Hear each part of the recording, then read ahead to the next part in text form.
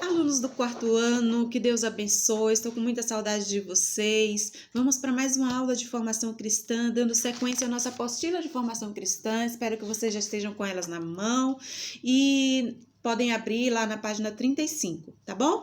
Mas antes da gente iniciar, eu vou fazer uma oração por você e por sua família, tá bom? Vamos orar, vamos fechar os nossos olhos, crendo que Deus nos responde, nos ouve, né? Ele é soberano.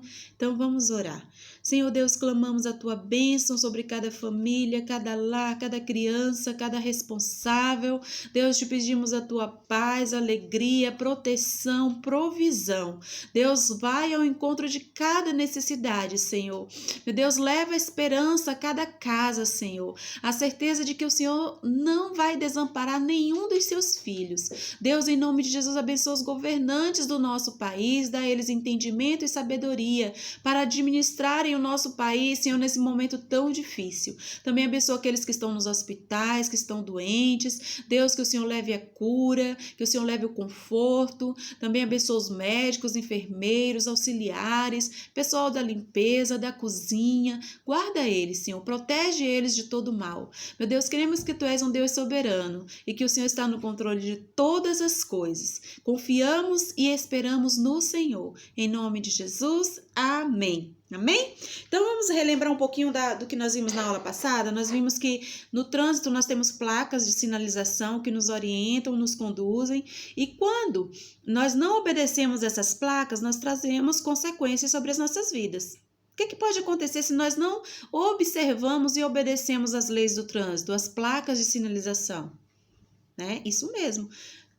Acidentes, desastres, mortes, nós podemos prejudicar a nossa vida e colocar em risco a vida de outras pessoas. Por isso, nós devemos estar atentos, né, às placas de sinalização. E assim como temos essas placas no trânsito, nós temos também placas de sinalização para as nossas vidas, que nós aprendemos através da palavra de Deus. E quando nós não damos ouvidos à palavra de Deus, às instruções da palavra de Deus, nós trazemos sobre a nossa vida consequências, né? Semear e colher, aquilo que nós plantamos, nós colhemos. Se nós plantamos obediência, nós temos sobre a nossa vida a proteção. Mas se nós semeamos a desobediência, nós ficamos vulneráveis, né? E perdemos a proteção. Então, é importante nós observarmos essas instruções. E nós vimos, através da história de Caim e Abel, que os filhos de Adão e Eva, na aula passada, que Caim se deixou tomar por um sentimento chamado inveja. Nós vimos o que é inveja, né? A inveja não permite que nós nos alegremos com a alegria do outro. Antes, nós queremos ter o que é do outro, ser como o outro, e isso traz tristeza e até ódio, né? Que foi o caso de Caim, o que levou Caim a tirar a própria vida do seu irmão. E aí, nós vimos a história também da rã e do touro, né? Porque a rã queria ser como o touro, esqueceu que cada um tinha sua individualidade, o seu tamanho, né? E a estrutura da rã é diferente da estrutura do touro. Só que a rã achou que se ela comesse, ela ia conseguir ficar do tamanho do touro, né? Coitada da rã. Perdeu a sua própria vida, né? Nós vimos até aquele provérbio popular que diz: quem tudo quer, tudo perde, né? Fizemos aqui até a página 38. Terminamos com esse versículo que está em Tiago 1,14, que diz assim: mas as pessoas são tentadas quando são atraídas e enganadas pelos seus próprios maus desejos. Então vamos ter cuidado com os nossos desejos, com aquilo que nós deixamos entrar no nosso coração, com aquilo que nós estamos alimentando na nossa vida, porque esses maus desejos, eles nos enganam, assim como enganou a Caim, né? E trouxe sobre a vida dele uma consequência ruim. Se vocês quiserem ler lá mais sobre a história de Caim, vocês vão ver o que aconteceu com ele depois, né, dele ter tirado a vida do seu próprio irmão. Então, aqui na página 39, dando sequência, né, nós fizemos até a página 38. Então, na página 39, nós temos aqui: complete o quadro com as informações pedidas e registre por meio de um desenho em que a inveja resultou. Gênesis 4, capítulo 4, do versículo 1 ao 16, conta a história de Caim e Abel e esse episódio, né? Nome do personagem e de quem ele tinha inveja. Aqui nesse primeiro quadro em cima, logo abaixo aqui do nome do personagem de quem ele tinha inveja, você vai escrever. Na primeira história, Caim invejava Abel, seu irmão, ok? E aí você vai fazer uma ilustração do que aconteceu, do que a inveja gerou, né? Na vida de Caim e de Abel e daquela família, né? Porque todos foram atingidos e sofreram. Quando nós fazemos escolhas erradas, não só nós sofremos, como todos aqueles que estão à nossa volta também. Então, hoje nós vamos relembrar um pouquinho da história de um outro personagem. A história dele está lá registrada em Gênesis, capítulo 37, dos versículos 1 ao 28. É a história de José, filho de Jacó. Jacó era filho de Isaac, Isaac filho de Abraão. Lembram? Jacó, ele tinha duas esposas, Léa e Raquel. Com Léa, ele teve 10 filhos e com a Raquel, ele teve 2 filhos, José e Benjamim. Então, por serem filhos de Raquel, uma esposa que ele amava muito, né? E que ela era estéril, ela não conseguia ter filho. Quando eles tiveram os seus filhos, né? José e Benjamim, eles já eram idosos. Então, Jacó tinha um amor muito especial por José. E ele fez uma túnica de várias cores e entregou ao seu filho. E aquele relacionamento entre pai e filho despertou esse sentimento de inveja no coração dos irmãos de José. Né? Então, eles começaram a zombar de José, a deixar José de lado, né? José, quando queria compartilhar os seus sonhos, ele teve 2 sonhos que ele compartilhou com a sua família, né? E aí os irmãos riam dele, falaram que jamais iam se prostrar diante de José. E o que é que eles fizeram? Eles nutriram esse sentimento de inveja no coração deles, se deixaram dominar pelo sentimento de inveja e atentaram contra a vida do irmão dele, né? Rasgaram a túnica de José, colocaram sangue do animal e levaram para o pai, dizendo que José havia sido morto por um animal feroz, enquanto que eles tinham jogado José numa cova e depois vendido José, né? E vocês conhecem a história, José foi levado para o Egito como escravo. Lá ele sofreu ainda, foi preso, né? Contra a injúria da mulher de Potifar e sofreu várias consequências, porém você sabe que depois José se tornou governador do Egito, Deus honrou José e os sonhos de José, né, se cumpriram lá no Egito, né? Mas eu quero enfatizar aqui esse sentimento dos irmãos de José. Todos nós somos amados pelos nossos pais, né, pelos nossos responsáveis, nossos avós, nossos tios. Todos nós temos a nossa individualidade, né? E assim somos amados. Mas às vezes nós achamos que não, né? E deixamos essa inveja, esse sentimento entrar no nosso coração, assim como os irmãos de José, que também eram amados por Jacó.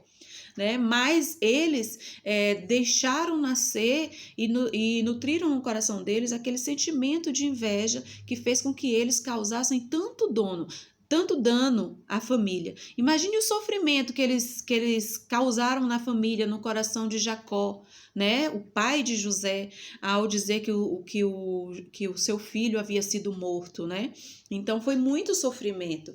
Então a consequência da inveja na nossa vida e na vida da nossa família é muito prejudicial, é uma consequência que traz consequências muito ruins, né, para nós e para aqueles que estão à nossa volta. Por isso, quando você perceber que você está com um sentimento que está trazendo um peso ao seu coração, né, que aquilo não está sendo bom para você, ora, coloca diante de Deus, né, e não deixa que esse sentimento cresça, porque isso vai trazer consequências ruins sobre a sua vida. E não é isso que Deus quer. Através dessas histórias, né, de Caim, Abel e de José, o Senhor quer nos ensinar o caminho correto, né? Ele quer nos dar orientações seguras para que a gente não haja como eles agiram, mas que antes a gente tenha um coração amoroso, perdoador, que a gente consiga se alegrar com a alegria dos outros, porque vai ter um momento em que aqueles que estão do seu lado também vão se alegrar com as suas alegrias, né? Então, vamos colocar esses sentimentos que são bons em prática. Infelizmente, a inveja é um comportamento humano muito comum. Você sabe qual é a sua principal causa? que gera esse sentimento de inveja na nossa vida? Siga a direção da seta e descubra o que é. O que é que causa a inveja? Qual é o primeiro sentimento que antecede, né, a inveja? O que é que acontece antes da inveja ser gerada no nosso coração? Então, seguindo essas setas aqui, você vai encontrar uma palavra. Ok? Vamos ver se você descobre aí rapidinho? Vou dar um minutinho para você tentar descobrir. Já descobriu? Então, começa aqui no C, né? Cobiça. O que é cobiça? É o desejo. Desejo de ter o que o outro tem, de ser o que o outro é. E aí, quando a gente vai se alimentando disso, aí é gerado no nosso coração a inveja, né? Então, aqui na página 40, a palavra de Deus, né, na questão 9 aqui, ó, no início, a palavra de Deus nos orienta a não alimentarmos a inveja no nosso coração, a não cobiçarmos qualquer coisa, não cobiçar, é até um mandamento do Senhor, não cobiçar, não querer a casa do outro, os bens do outro, os brinquedos do outro, as viagens, não. Cada um tem a sua vida e vive da forma, né, que pode viver. Então, você tem que se alegrar com o que você tem, se alegrar com o que você é, ok? Que assim você vai ser muito mais feliz, você vai trazer consequências muito, muito melhores para a sua vida e para a vida daqueles que estão ao seu redor. Então, você vai fazer o seguinte, se você tiver um dicionário em casa, ou então você pode pesquisar lá no Google o significado da palavra cobiça. E você vai escrever aqui na questão 9. Nós comentamos aqui sobre ela, mas você vai pesquisar rapidinho, pegar um dicionário, ou então pesquisar no Google o que significa a palavra cobiça e vai escrever aqui, ok? Depois você pode fazer isso depois do vídeo, pode pausar o vídeo e depois continuar, tá bom? Então, leia o que diz o 10º mandamento do Senhor. Não cobiçarás a casa do teu próximo, não cobiçarás a mulher do teu próximo, nem o seu servo, nem a sua serva, nem o seu boi, nem o seu jumento, nem coisa alguma que pertença ao teu próximo. Nada que é do outro. Se você tiver gratidão no seu coração pelo que você tem, você não vai permitir que esse sentimento entre no seu coração. Você tem mais do que você precisa. Se você parar para analisar, você vai perceber o quanto você é abençoado. Então, olhe para o que você tem, não para o que você não tem. Olhe para o que você é e não para o que o outro é, tá bom? Isso vai fazer com que você viva em segurança. Na 10, diz assim, e como podemos impedir que esse vírus nos contamine? Então, eu vou deixar para vocês fazerem essa pesquisa bíblica aqui, ok? E vão finalizar com a oração. Essa pesquisa bíblica, vocês vão pegar a Bíblia, né?